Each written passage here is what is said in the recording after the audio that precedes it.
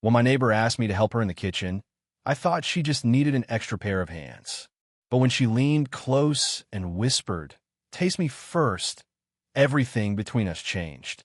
It was early evening when the knock came. Not the hurried kind that neighbors make when they've locked themselves out or need to borrow sugar, but softer, almost hesitant. 3 measured taps that seemed to carry their own rhythm. When I opened the door, there she was. My neighbor, 42, maybe 43, though she carried herself in a way that made age feel like an afterthought. Her hair, usually pulled neatly back when I saw her in passing, was looser tonight, strands escaping from a bun, brushing her cheeks in a way that softened her sharp, elegant features. She wore a simple apron tied over a pale sweater, and there was flour on her sleeve, as though she had wiped her hands in a moment of distraction. She smiled. Not wide, not careless, just a small, deliberate smile that reached her eyes. "Could you help me in the kitchen?" she asked. It was such an ordinary question. People asked for help carrying groceries or fixing a shelf. But something about the way she stood there, her hand lightly pressed against the doorframe, her posture both composed and just a little uncertain, made the request feel heavier, like she was asking for more than a pair of hands. For a heartbeat, I didn't answer.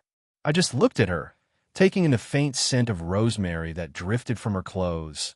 The way her eyes seemed to search mine as though testing whether I'd say yes. "Of course," I said, my voice lower than I intended. She exhaled, almost imperceptibly, as though she'd been holding her breath.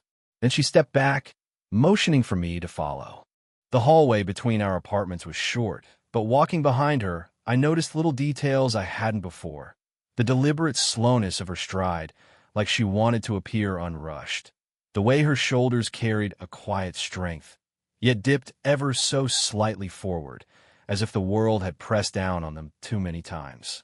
Her apartment was warm the moment we entered, filled with the glow of lamps and the faint crackle of something simmering on the stove. It smelled alive, garlic, herbs, a trace of butter melting in a pan. The kind of smell that made you feel cared for, even before the food reached your plate. She glanced back at me, tucking a loose strand of hair behind her ear. "I hope you don't mind. It's just, I could use some company while I finish up." Company. The word lingered in my mind. She could have asked anyone, called a friend, invited family. But she had knocked on my door. And though it was just a kitchen, just a neighborly request, I felt it then, the shift. The quiet, almost imperceptible way ordinary moments begin to bend into something else. Standing there, watching her stir a pot with careful movements, I couldn't shake the thought. This was the beginning of a story neither of us had planned to write. The kitchen was the heart of her apartment, I realized as soon as I stepped in. Not because it was grand, it wasn't. It was modest, tucked neatly into the corner of an open space. But every detail spoke of her touch. Wooden countertops polished with years of care, copper pans hung carefully along the wall, a vase of fresh herbs standing proudly by the window. The lighting was soft, a golden glow from a single lamp on the counter, and it made everything, the room, the food, and her, seem warmer. The smell hit me first, garlic and rosemary, mingled with something richer I couldn't place.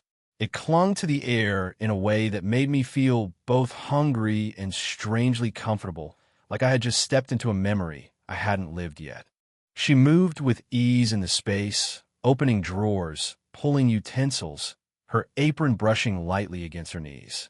There was grace in her movements, though I noticed the faintest weariness in her shoulders, like the weight of solitude had etched itself into her posture. She had the air of someone used to doing things alone, yet tonight she had chosen not to. She turned toward me with a wooden spoon in one hand and a cutting board in the other. "Would you mind chopping these?" she asked, placing a bundle of tomatoes on the counter. I nodded, stepping closer. When she handed me the board, our fingers brushed. Just a second, no longer, but it was enough. Her skin was warm, her touch unhurried, and though she pulled back quickly, pretending it was nothing, the moment lingered with me. I set the tomatoes down and began to slice, the rhythm of the knife steady against the board. She was beside me, stirring the pot, humming quietly under her breath. I couldn't recognize the tune, but there was something soothing in it, something that made the small kitchen feel like a safer world than the one outside. Occasionally, she leaned across me to reach a spice jar or to adjust the heat on the stove, her arm brushing mine, her sleeve grazing against my wrist. Each time it happened, I felt a subtle jolt, like the space between us was charged with something unsaid. I stole a glance at her once, when she bent slightly to taste the sauce. A faint smile played at her lips as she lifted the spoon, her eyes closing just for a moment, as if savoring more than just flavor. It struck me then how beautiful she was, not in a loud or careless way, but in a quiet, unshakable one. The kind of beauty you notice slowly, piece by piece, until suddenly you can't look away. "Not too thin," she said, nodding toward the tomatoes I was cutting. Her tone was light, but her eyes lingered on mine with a softness that felt intentional.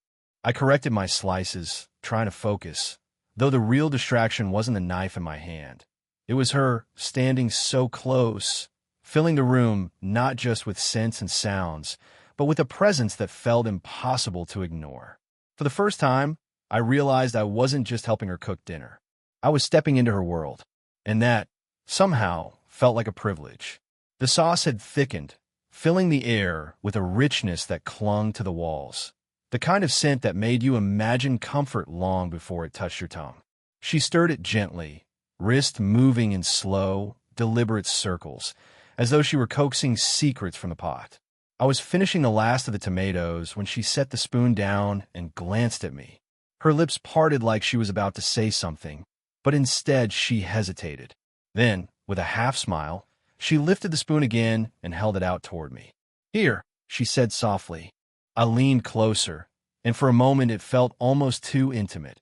Her hand raised, the spoon hovering between us, steam curling upward into the narrow space that separated us. And then she leaned in just enough that I felt the warmth of her breath near my ear. Her voice dropped to a whisper. "Taste me first." The word struck me like a spark in dry grass.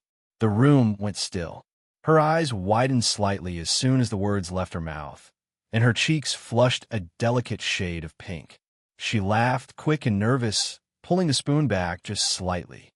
"I meant the sauce. Taste the sauce first." But the correction didn't erase what had already happened. The phrase, those 3 words, had already sunk their teeth into the moment. I met her gaze, and for the first time, she didn't look away. Her brown eyes, usually so composed, flickered with something I couldn't quite name. Embarrassment, yes, but beneath it, a vulnerability, maybe even a daring question. Did you hear what I really meant? I leaned forward, closing the distance, and let the spoon touch my lips. The sauce was warm, fragrant, a balance of herbs and butter that melted across my tongue. But I hardly noticed the flavor, not with her so close, watching me with that guarded anticipation. "It's good," I murmured, my voice lower than I intended. She exhaled, her shoulders softening. For a moment she looked relieved, as though the slip of her tongue might have chased me away. But I wasn't running. If anything, I was caught, drawn deeper into the gravity between us. She set the spoon down carefully, too carefully, as if grounding herself. "I guess I'm tired," she said, brushing a stray strand of hair from her face. Sometimes words don't come out the way I mean them. I wanted to tell her that sometimes words reveal more truth than we plan. That maybe what she said was exactly what she meant, just not what she thought she should mean. But instead, I only smiled. "I like the way you said it." Her eyes flicked up to mine again, and this time, the silence between us wasn't awkward. It was charged, a fragile thread stretched taut in the air, daring either one of us to pull it tighter. In that small kitchen, with a pot simmering and a spoon cooling on the counter, something had shifted. It wasn't just cooking anymore. It was the beginning of a secret neither of us had intended to tell. The kitchen grew quieter once the chopping and stirring were done. The sauce simmered softly on the stove, the steam fogging a corner of the window where the night pressed in. She poured us each a glass of wine, her movements unhurried, almost deliberate, as if slowing things down kept the moment from slipping away too fast. We carried the glasses to the small table by the window, It wasn't set formally, just two chairs tucked close together, a linen cloth draped casually across the surface.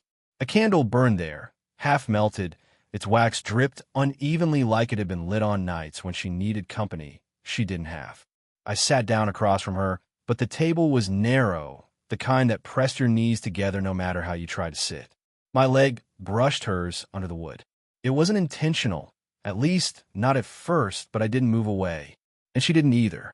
She swirled her glass, watching the red liquid catch the light. For a while, we didn't speak. It was a silence that asked to be filled, but neither of us seemed in a hurry to break it. The kind of silence that felt strangely safe. Finally, she set the glass down and looked at me. Her expression wasn't guarded anymore.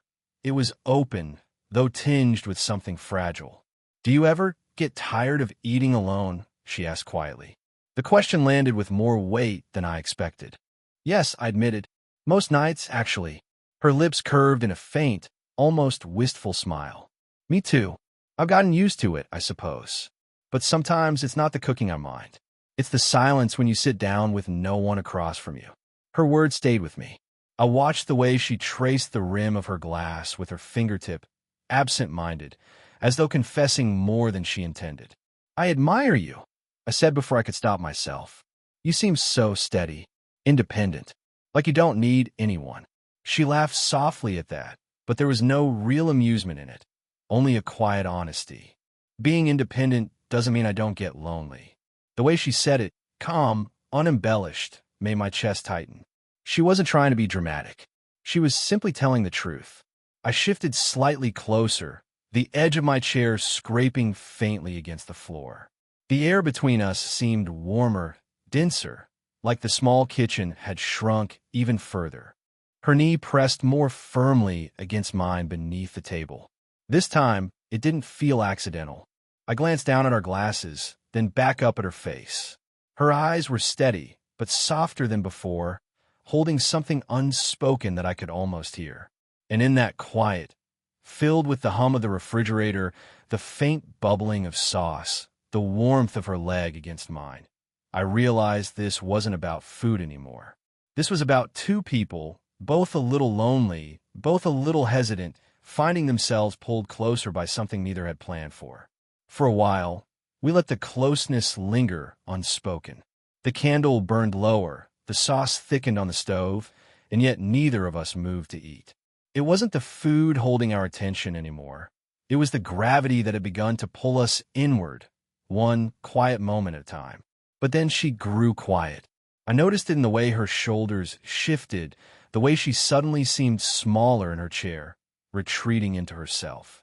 Her eyes went to her glass, watching the way the wine clung to the edges, as if it held answers she was searching for. When she finally spoke, her voice was soft, but edged with a kind of practiced restraint. "You're too young to waste your evenings cooking with me." The words hung there, simple but heavy. She gave a small smile to soften them, but it didn't quite reach her eyes. I leaned back slightly, caught off guard. "Why would you say that?" She didn't answer right away.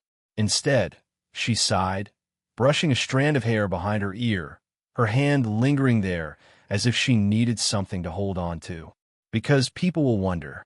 They'll assume things, and maybe they'd be right to." Her lips curved into a faint, self-deprecating smile. "I'm what? Almost twice your age? I should be giving advice about life, not asking you to chop vegetables in my kitchen." Her words were light, but her eyes betrayed her.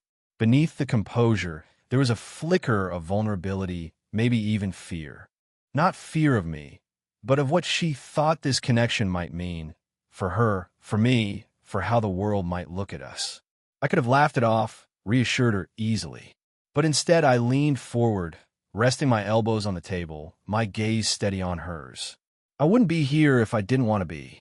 The words came out more certain than I expected, and the silence that followed made them heavier, more real. Her hand paused on the rim of her glass. Slowly, she lifted her eyes to meet mine, searching, as if trying to gauge whether I understood the weight of what I'd just said. "You don't know what you're saying," she whispered, though her tone lacked conviction. "Maybe I do," he replied. The air tightened between us, filled with unspoken truths and unacknowledged desire. She looked away, staring at the candle, the flicker of flame reflecting in her eyes. "It's not that simple," she murmured. "I've spent years keeping certain lines drawn. And tonight, with you here, I feel like I'm stepping too close to one." I wanted to reach for her hand right then, to bridge the space she was trying to create. But I held back, sensing she wasn't ready. Not yet. Still, my voice was firm, softer than hers, but steady. "Then maybe the lines don't matter as much as you think."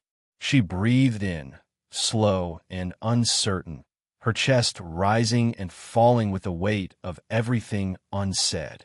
And though she didn't answer, the fact that she hadn't pulled away, that her knee was still against mine beneath the table, told me enough. The silence stretched between us, not empty but charged, the kind of silence that made every sound in the room feel amplified. The faint bubbling of the sauce, the quiet hum of the refrigerator, even the soft rhythm of her breath. She was still staring at the candle, her face caught between composure and something more fragile. I could see the war inside her, the instinct to retreat, to protect herself, fighting against the pull of something she no longer wanted to resist. Her hand moved almost absently at first, reaching across the table as if to gather the plates.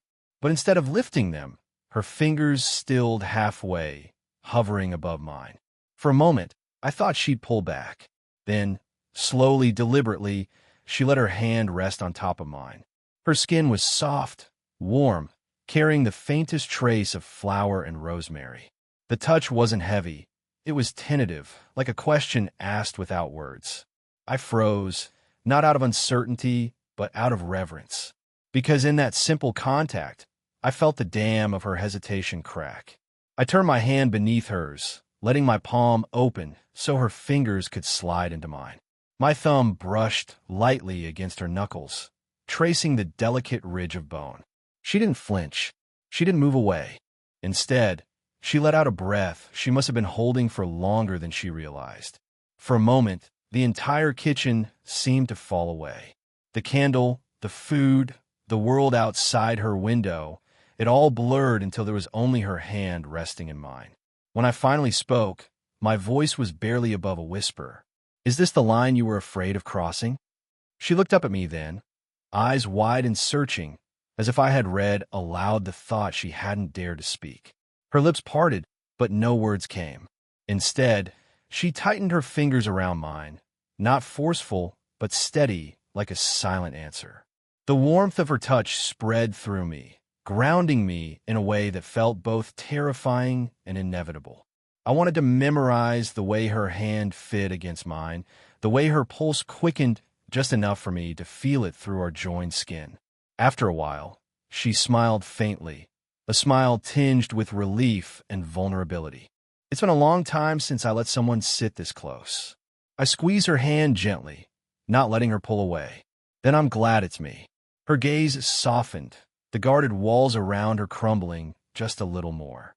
And though nothing more than our hands had touched, it felt as intimate as any embrace I'd ever known. The sauce simmered quietly behind us, forgotten. What mattered was this: the fragile, tender connection of two people daring to trust, held in the simple press of skin against skin. In that touch, I felt the weight of every word unspoken. And I knew we had crossed the line together. The sauce had long since finished simmering by the time either of us remembered it. Our hands still rested together on the table, joined in a quiet pact that neither of us had spoken aloud. When she finally pulled away, it wasn't retreat. It was only to rise from her chair and tend to the food with a small, almost shy smile. "Before we burn dinner completely," she said softly, her voice lighter than it had been all night. I watched her move back to the stove, the curve of her shoulders no longer carrying the same heaviness. She seemed freer somehow, as if that single touch had eased something inside her. I stood to help, and soon we were plating the meal, pasta tangled with the sauce we'd stirred together, bread warmed in the oven, a simple salad glistening with olive oil. It wasn't extravagant, but in that moment, it felt like a feast. We sat side by side this time, not across from each other. The small table pressed us close, our elbows brushing as we reached for our plates. At first, we laughed quietly over the bread, which had come out saltier than either of us intended. She teased herself about being careless, and I told her it was perfect because it tasted like the evening, flawed but memorable. When I tried the sauce again, I couldn't help but smile. Better than I expected, I said, glancing sideways at her. Her lips curved, the kind of smile that doesn't ask for attention but holds it anyway. That's a relief. I had a good assistant. The word made me chuckle. Assistant. It felt too small for what had passed between us tonight. But I didn't correct her. Instead, I let the silence settle comfortably between us again, the kind of silence that felt earned. As we ate, her shoulder brushed mine once, then again, until finally it stayed there, her weight leaning into me just slightly. It was a simple contact, but it steadied me in a way I didn't expect. I shifted just enough to let her head rest lightly against my shoulder. Her hair, loosened from its bun, brushed my jaw with a softness that made me close my eyes for a moment. The candle flickered low, the night pressing quiet and steady against the window. And in that small kitchen, with a plate of food cooling in front of us, I realized something. We hadn't spoken the word love, but we didn't need to.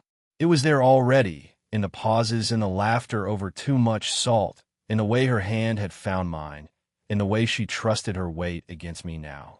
She exhaled, slow and unguarded, her voice barely audible. It feels good not to eat alone. I turned slightly, just enough to see her face.